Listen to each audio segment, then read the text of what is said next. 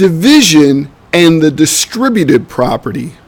Thinking back a few months now, we learned how to use the distributive property in multiplication. Here we're going to use the same skill to help us with division. Let's have a look. Suppose we had the problem 54 divided by 3. That is not a basic fact the boys and girls are expected to know. The largest fact they're expected to know that would have a divisor of 3 would be 36 divided by 3. And 54 is obviously much larger. So what can the boys and girls do to solve this problem? Well, we can use the distributive property. If you recall, the distributive property tells us that if we break up this number, which is our dividend, into two numbers that we can add together, okay, and then divide each by the same divisor, it's the same thing as dividing by 54. So, what two numbers added together equal 54? Well, we want, and of course those two numbers we add together need to be divisible by 3.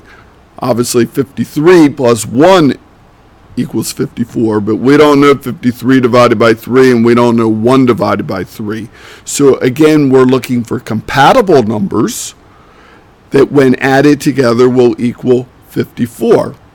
And quite clearly, 30 divided by 3 would be a number we could use, 30. And if we use 30, what's left over?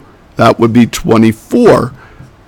And boys and girls now know their facts very well. They recognize that 30 and 24 are both multiples of 3. So we stack our equal sign. We always do what's in parentheses first. So 30 divided by 3 is 10. That's a basic fact. And we add to it 24 divided by 3. That is also a basic fact of 8. We add those together and get 18. How can we check our answer? Well, off to the side we can do 18 times 3, and that should equal 54.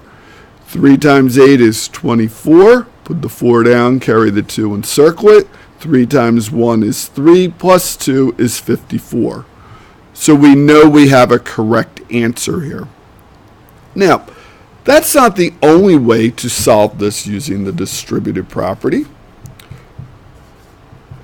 Instead of 30 divided by 3, let's say one of the boys and girls says, well, the largest fact I know divisible by 3 is 36. 36 divided by 3. And then how much more do I need to add? Well, 36 and 18 will equal 54. So let's see if this will work. Again, we'll stack our equal sign. 36 divided by 3 is 12.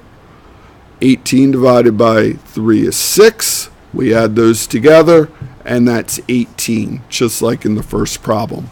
This is how we use division and the distributive property.